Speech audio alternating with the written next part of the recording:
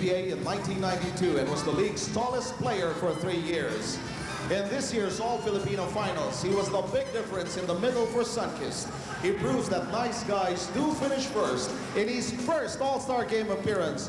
From Palibhasa Lalaki and the Sunkist Orange Juicers, Yaya Bonal Balingin.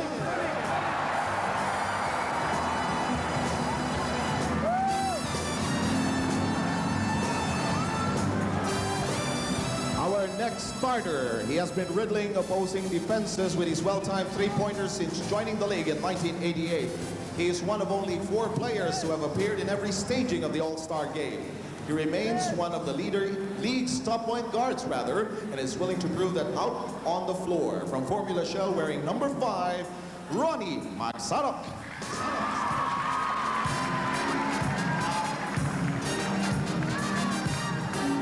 He was the MVP of the 1992 All-Star Game and is a permanent member, it seems, of the PBA's all-defensive team. He patrols the shaded lane with quiet efficiency and is also one of the league's top rebounders in his 9th pro season.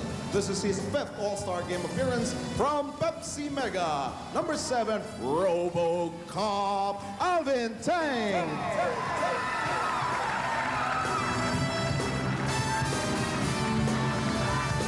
He was the best player of the Governor's Cup of 1994 and is making his best bid to take MVP honors since joining the league in 1992. He is one of the new generation leapers in the PBA, those who can dunk and more. He plays with wild abandon at both ends of the floor, and most of all, he could soar up, up and away, making his 4th appearance in the mid-season classic from Sunkist Orange.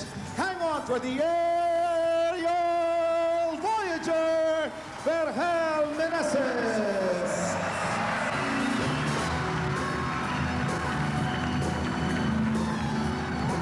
And now we have the league's only active multiple MVP award winner with 3 under his belt. He joined the league in 1988 and has played in 6 All-Star games and was even named MVP for the 1991 edition. You know him, Alvin Patrimonio.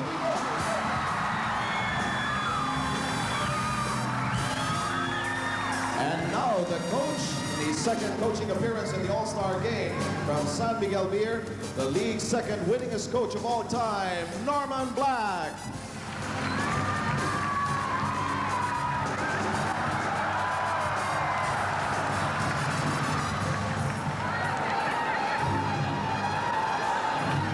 Gentlemen, can we have you line up, please? Ladies and gentlemen, give a round of applause, please, to your 1995 PBA All-Stars. We now the starting lineup for the veterans. At center, number 12, Bonel Balingin. Vincent Price is now calling the starting lineups. At guard, number 5, Ronnie Magsarok. At guard number 18, Vergel Meneses. At forward number 7, Alvin Tang. At forward number 16, Alvin Patrimonio. As the starting lineup for the veterans. We're now starting lineup with the rookie, sophomores, and juniors team. At center, number 16, Meneses. At guard, number 9, Moivitz Victoria. At guard, number 19, Kenneth Durendes. At forward, number 2, Dwight Lago. And at forward, number 72, Jude Lepot. Alright, kung hindi po maaalala mga kaibigan, yung starting lineups po na ito ay hindi po pinili ng coach yan. Yan ay pinili ng mga fans na nagpunta rito sa Cuneta Astrodome. They were chosen, they were elected or voted upon by the fans. Well, the highest number of votes for each position went to these 5 players who are starting off for both squads. And after that, the coaches, obviously, they have to fill up their team. They would pick different players for the different positions that are needed in a basketball squad.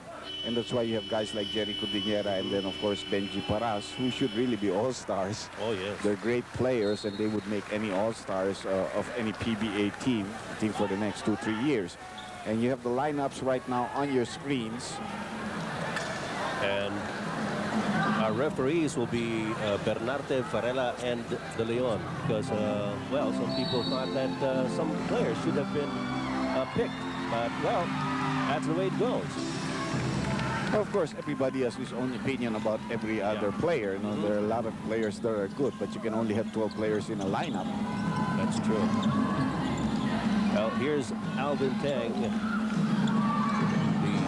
veterans have first possession. Shot by Vergel. Meneses won't go on. It's picked up by Tang. Another offensive here by the veterans, and Patrimonio is blocked by Jun Limpok. So two muff opportunities there for the veterans, and we have Victoria really pushing up the ball very quick. The advantage, of course, of the younger players is their quickness and their stamina. Jun Limpok trying a stretch from underneath and missing it. Bonel Balingit getting harassed by Boybits Victoria. His teammate. alam na alam ni Boybits kung ano gagawin kay Bonel. Alvin Tang scores the first 2 points. It's surprising that Alvin Tang was picked as a member of the starting 5 unit, but he proves himself to his fans by hitting the first 2 points of this 1995 All-Star game.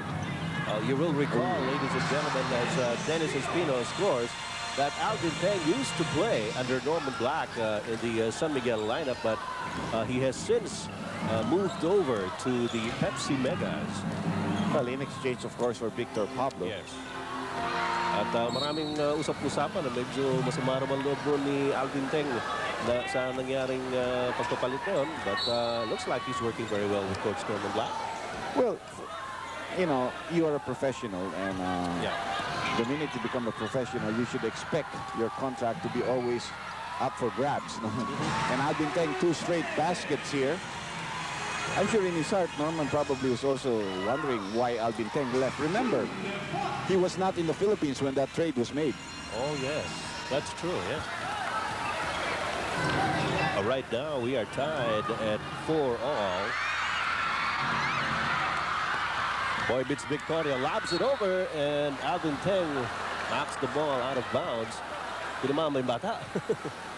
I'm scared. Matibay itong batang to. Nanonood pa nga. But I wonder why he's there. Yeah.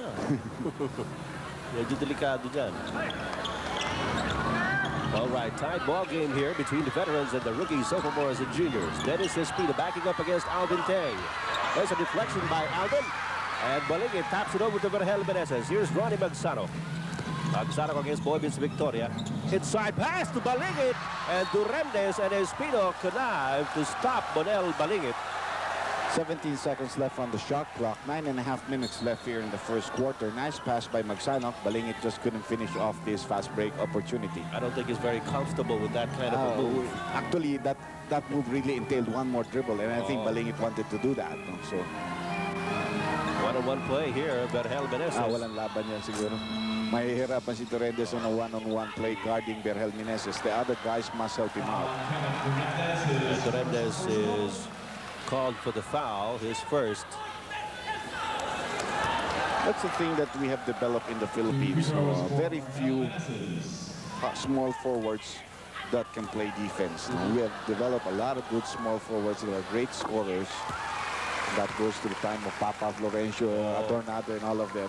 But very few, or maybe almost nil, can really play very tough defense. That's why when you match up those players against each other, they'll be scoring against each other heavily. No? Kaya pala yung score nila. Pag pinaglabo mo yung gano'n, sila nagdidepensa, walang tulong, ang tataas ng point output nila. Kenneth Duremdes left Vergel Meneses behind, but ran into the big guy defense inside. Nice pass. Yes, Meneses flies, yes! As a pitch to Kenneth Duremdes, and Ronnie Magsano takes it away for the veteran. Binibiro ko si Magsano before the start of the ball game. Ronnie, ikaw ang MVP nito. Why? Sabi niya, dahil puro siya lang nanalo kanina. Pag hindi ka MVP rito, ikaw may diferensya. And he said, paano gagawin ko? Huwag ka lang pasa ng pasa, tumira ka rin. He's laughing at me. Nadinig yata tayo. I was joking with him. Ronnie, I was telling Yeah.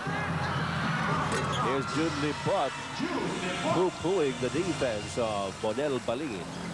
The nice thing about this All-Star game here in the first 3 minutes of the ball game is that there is a lot of intensity, both on offense and defense. It's not yung pinapabayaan lang tumira ang player. You know, they are defending well, and that's very important. Alvin Patrimonio has it. Here's Vergel Meneses. Inside to Alvin Tang. And there's going to be a foul.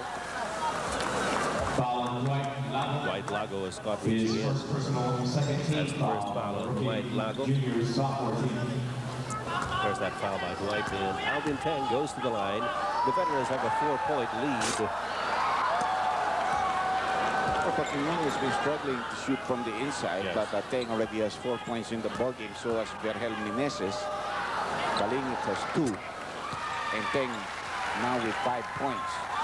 And that's the lead of veterans over the RSJ. That doesn't stand for Robert Salazar Jaworski. That's rookies, sophomores, and juniors. Alam ko na nga mo. Alam mo talagang bilib ako sa iyo, partner, minsan eh. Pero siguro, pwede pa naman mag-coach si Sunny dyan sa RSJ. Bakit hindi? Meanwhile, Roddy Magsana picks up his first personal foul. Still a 5-point lead here for the veterans. Boy beats Victoria, puts up a 3-point shot and misses. Balingit. I think already 4 defensive rebounds for Balingit in this ball game. He's been controlling the defensive boards for the red shirts, the veteran players. That pass. And Roddy Magsana takes it away. Handing it off to Balingit, who's blocked by Jun Limpot. A terrific block there by Limpot. Siguro sabi niya kay Balingit, bata, dahan-dahan ka. Meneses Espino rims out. And Balingit grabs the rebound once again for the veterans. Here's Vergel Meneses going up.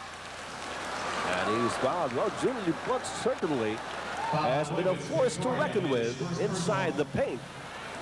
Kanina, nablanka niya si Patrimonio. Tapos si Bonel Balingit. Ito. And he also blocked Alvin Tang, remember, after that foul of Lago to make sure there was no 3-point play. So already 3 block shots for Jun Limpot, which was one of his forte when he was playing in the amateurs. But he hasn't been doing that thing in the pro circuit. Siguro talagang mabigat-bigat yung concentration niya sa opensa. Well, there's so many things that he has to do. And it takes a lot to block a shot, you know. Yeah. All right, we've got an early timeout here called by Derek Pumaran of the RS. Nagbabalik po ang All-Star Game mula rito sa Cuneta Astrodome na para pong sardinas. Ang mga tao rito kanina may bumagsak ng suporta doon sa may bleachers dahil sa dami ng tao, sa bigat. At marami pa nasa labas. Pasensya na po kayo at talagang hanggang dito lamang ang ma-accommodate ng Cuneta Astrodome. Boy beats Victoria has it. Inside pass Meneses Espino. They're behind by 7 points. Bonel Balingit again controlling the boards. Vergel Meneses hand down to Patrimonio. He loses control in midair. Oh, Alvin just a little bit hesitant on taking that shot there. Good block from behind, but it's going to be a foul on Patrimonio. So far, no changes have been made. Yes. From the starting 5 units. Siguro nire-respeto rin ng mga coaches yung pinili ng mga PBA fans na siya pong bumoto dito sa starting 5 ng dalawang kupunan ito. At syempre, yung coach din, binoto rin po yan. Yep, correct. It is a 7-point lead for the veterans at 13-6. At gaya na sinabi mo, Andy, mukhang talagang ganadong-ganado itong mga players na maglaro dito sa All-Star game na ito. I think the most important thing is that they see so many fans here at the Cuneta. In their hearts, they know there are a lot of people watching out there on television, and they don't want to disappoint these people. Oh, yan ang importante dyan. Nakita nyo naman mga kaibigan yung feature kanina doon sa All-Star Families, yung galing ng Zamboanga. Talaga naman nakakaantig ng damdamin. Sapagkat ganyan po talaga. Whoa, there's Patrimonio! On a one-on-one play, that fake, he'll get people up into the air and a left-handed shot off the glass. And Patrimonio also figuring in that last play as he tapped the ball out of bounds on a fast break attempt by the rookies, sophomores, and juniors. Kenneth Duremdes takes it inside. Medyo mahirap-hirap yata makascore ng layup doon sa loob. Nandiyan si Bonel, nandiyan si Patrimonio. Alvin Tang, who are known to be good defensive players. That's a violation. But you see, Durendes easily can beat Meneses by his fake. The important thing is for him to get off a jump shot and not try to drive in. May dalawang beses na siyang nauunsami dun sa pagsaksak sa net.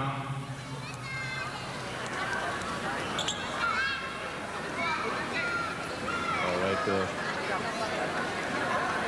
Yan, natanggal yung singsing niya. Singsing ba yan o? Hindi siguro, bawal. Siguro di magsanap eh. Medyo yung siguro parang sprint. Alvin Peng grabbing the rebound for the veterans. Remember, they have a 9-point lead. Alvin Patrimonio up against Dwight Lago, blocked again by Jun Limpot. He was passing off to Balingit, but he hesitated. Limpot will levitate. All the way, 6 points for Jun Limpot as he cuts the lead down to 7 at 15-8. They want to get it in the hands of the point guard, Ronnie Magsano. Vergel Meneses. Baseline drive, reverse is good. You cannot give him the baseline and then expect to stop him if you're not going to have your teammates help out. No? He's too quick on a one-on-one for Durendes, and then Espino trying to help out, but just a little bit too late.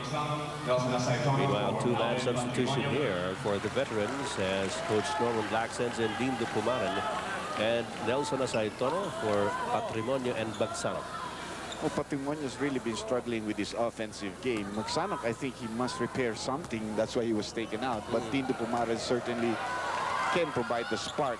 If he cannot provide it for Pepsi, because I think they're still adjusting a lot here, you know, it's easy for him to pick up with some of these players. They're all-stars. Yes, of course. Durendes off to Limpot. Balingit watching him. Dwight Lago takes it to the outside and misses. Vergel Meneses. And the tap goes out of bounds. The crowd reacts as Johnny Abarientos is sent in by Coach Derek Pumaran, as well as Jeffrey Carriazo.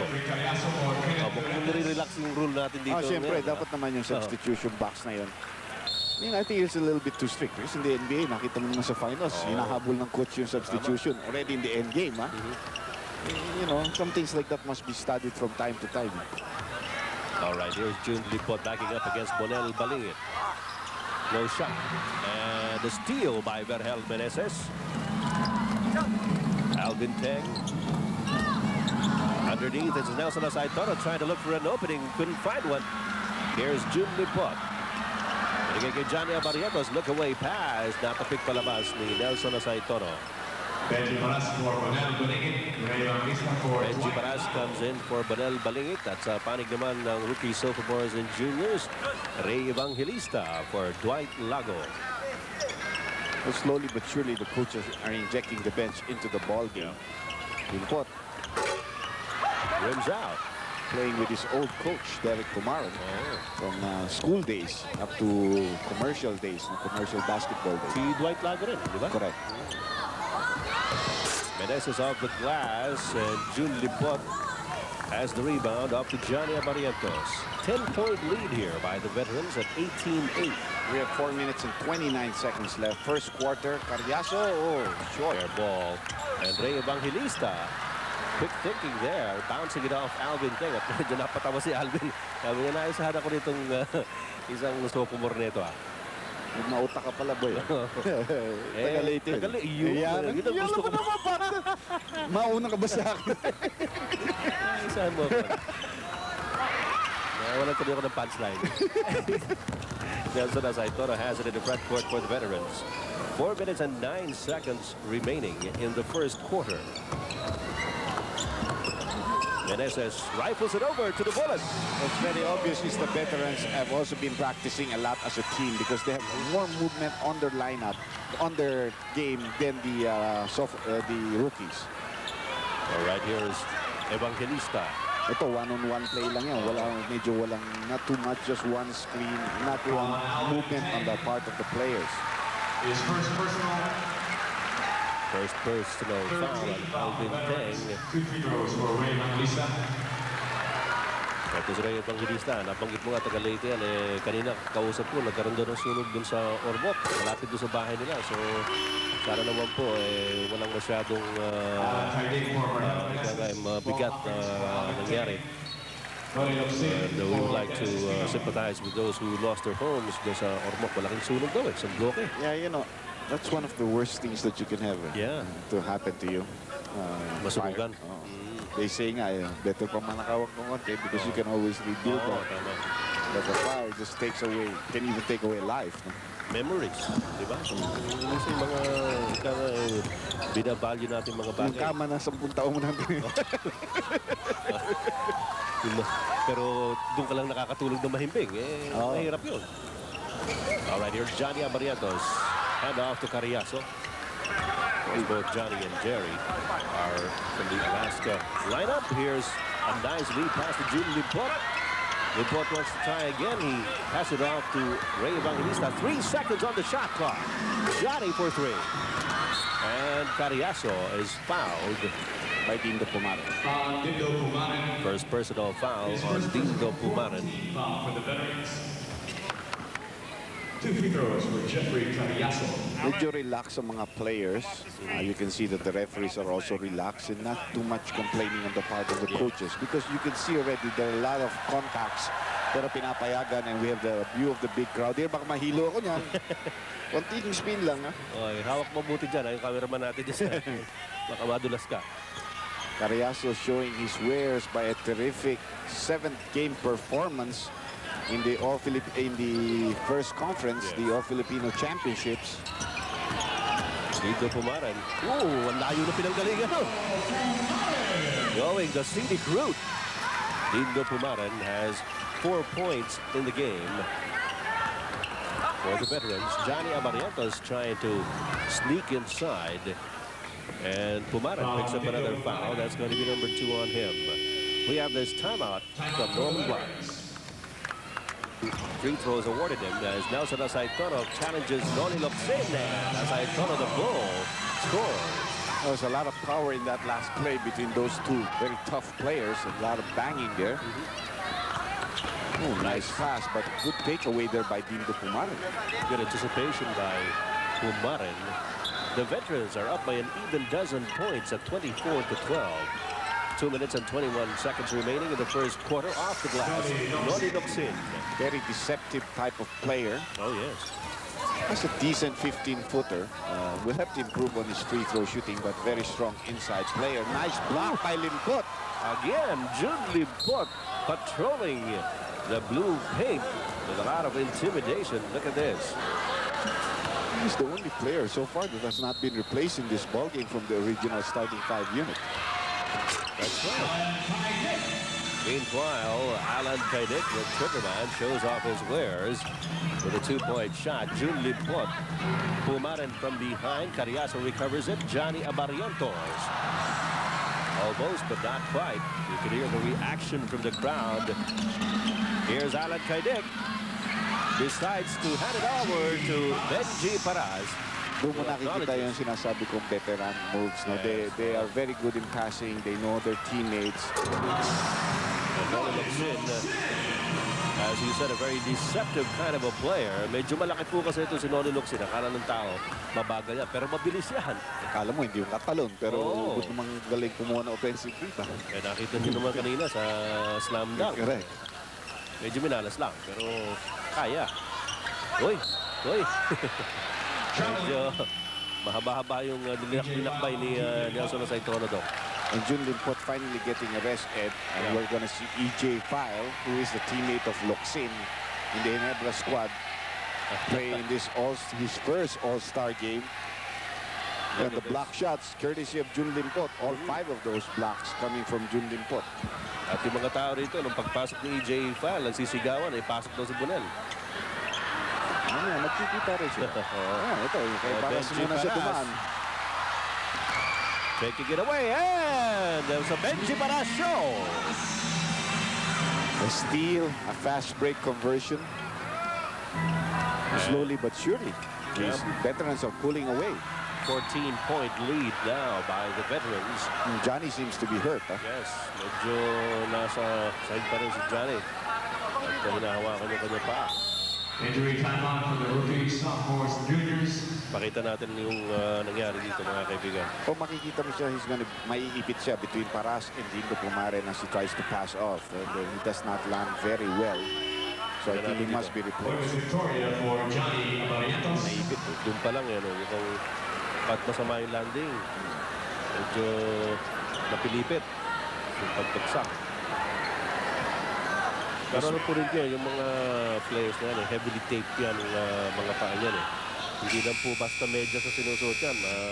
Makapal na tape yan. So, siguro naman hindi malala yung nangyari yun. Arinawa. And it'll stay with the RSJ. Poor inbound throw in there by Nelson Aceitono that was deflected by Victoria off Pumaren. Only a couple of seconds left here for the first quarter of play. 30 points against 16 in favor of the veterans. Ronnie Luxin challenging Hawkins. Foul is fouled. Foul Nelson Aceitono. Nelson Aceitono with his first personal. That's another thing that you like to have, especially if you're a first-timer, is to have somebody from your own team come in and help you. Doon talagang pinipilit yung Luxin na ibigay yung bola kay Foul. Second pick overall of the 1995 PBA draft. First pick, of course, Meneses Pino. Yes. Kanina po, nakita rin yung nag-umpisa rin para sa RSJ.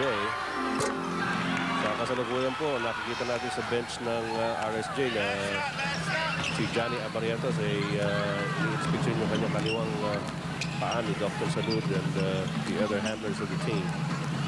Only 11 seconds remaining in the first quarter. It is a 13-point lead by the veterans, and Benji Paras misses that one. 4 seconds to go. Is it going to be a buzzer beater? Yes, it is. Yes. Ronnie Luxin cuts the lead down. Tung gabi po muli. Ito po si Ed Pixon kasama si Andy Howe para sa Vintage Sports and the All-Star Game. And currently, we are starting the second quarter of action. The lead by the veterans is 11 points, 30-19.